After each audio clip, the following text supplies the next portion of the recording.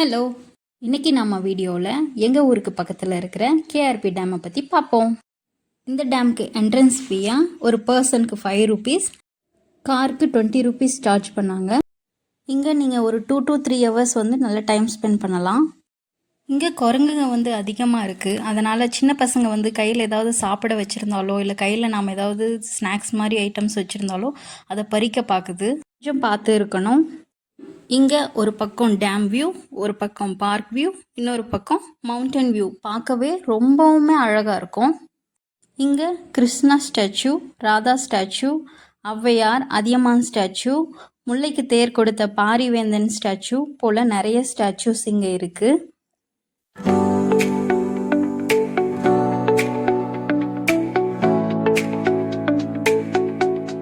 பெரிய பெரிய ட்ரீஸ், அப்புறம் நிறைய வெரைட்டிஸ் ஆஃப் பிளான்ஸ் இருக்குது. பார்க்கவே ரொம்பவுமே அழகான க்ரீனரியான பிளேஸாக இது இருக்குது.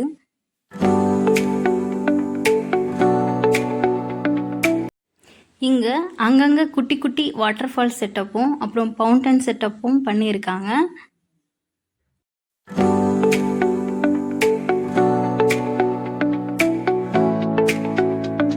கிட்டத்தட்ட ஒரு 2 to 2.5 hours வரைக்குமே இங்கே டைம் ஸ்பெண்ட் பண்ணலாம்.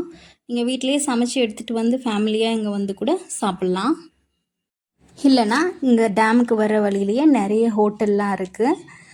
அதில் மீன் சாப்பாடு தான் ரொம்ப ஃபேமஸ். மறக்காமல் நீங்கள் மீன் சாப்பாடு ட்ரை பண்ணி பாருங்கள். ஃபிஷ் ஃப்ரையும் நல்லாவே இருக்கும். ட்ரை பண்ணி பார்த்துட்டு எப்படி இருந்ததுன்னு சொல்லுங்கள்.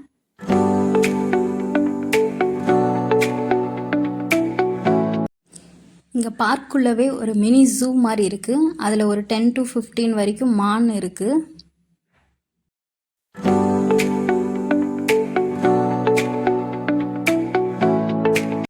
கீழே பார்க்லேருந்து மேலே இந்த ஸ்டெப்ஸ் மேலே ஏறி போய் பார்த்தோன்னா நமக்கு டேம் வியூ நல்லா கிளியராக தெரியும்.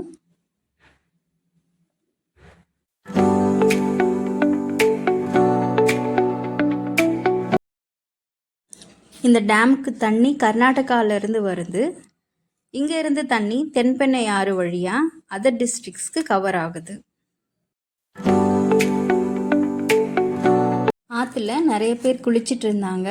அதில் ஒரு சிலர் மீனும் பிடிச்சிட்டு இருந்தாங்க. டேமுக்கு வெளியே ரெஸ்ட் ரூம் ஃபெசிலிட்டி இருக்குது. பே பண்ணி போகிற மாதிரி தான் இருக்கும்.